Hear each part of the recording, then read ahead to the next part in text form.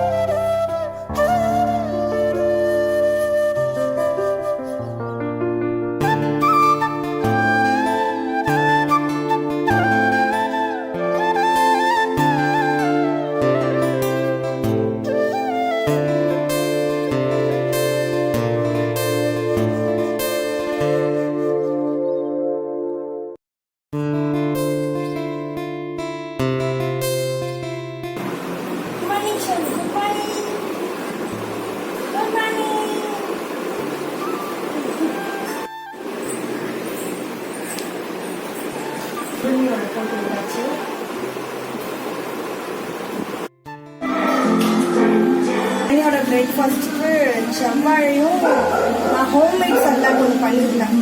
So அதை தான் கொடுப்பேன். ஹோம்மேட் சர்லாக் காலி ஆயிடுச்சு. அதோட ரெசிபி உங்களுக்கு கண்டிப்பாக ஷேர் பண்ணுறேன். கொஞ்சம் மறுபடியும் ரீஸ்டாக் பண்ணுறேன். ஸோ அப்போ ஷேர் பண்ணுறேன். ஸோ வெறும் பனானாவும் கொஞ்சம் டேட்ஸ்,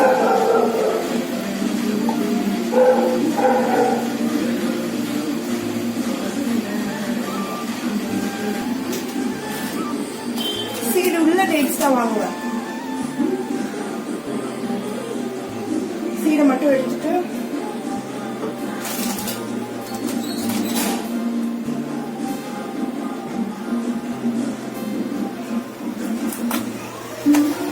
ஸ்வீட்னஸ்க்கு ஏற்ற மாதிரி ஒரு 3 to 4 டேட்ஸ் போடுவேன்.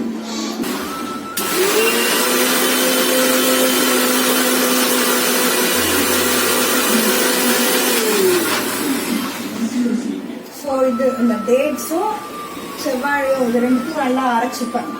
எனக்கு இதில் குட்டி குட்டியாக இருக்கிறதுலாம் கொஞ்சம் மேபி அவளுக்கு அடைக்குமோ எனக்கு ஒரு பயமாக இருக்கும். எது எடுத்தாலுமே ஃபில்டர் பண்ணி கொடுத்துருவேன். இப்போ இதுக்கப்புறம் அவளை குளிக்க வைக்கணும்.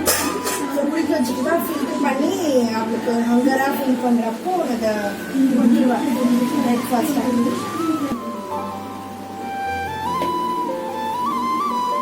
எனக்கு அப்படி போடுறத விட, கட் பண்ணி போடுறத விட இது மாதிரி போட்டு நல்லா குக் ஆகுதுன்ற மாதிரி எனக்கு ஒரு ஃபீல்.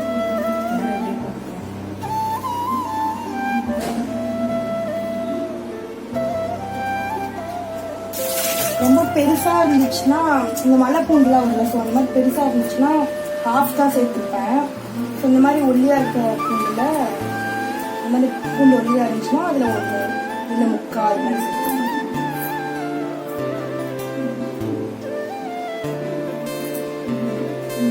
சைஸ்டா இருக்கு.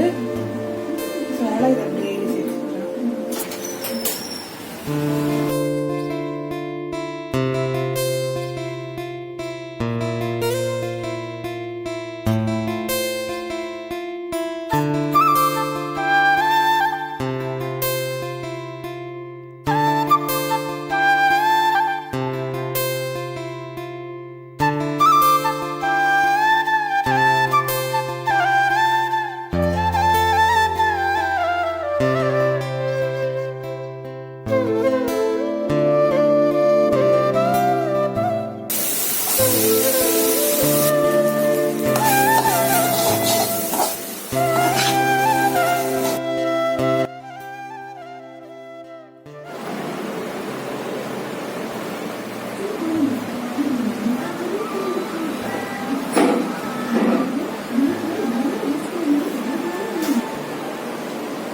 அரௌண்ட் 1 o'clock ஆகிடுச்சு. ஸோ இப்போ தான் நான் சாப்பிட்டு முடித்தேன்.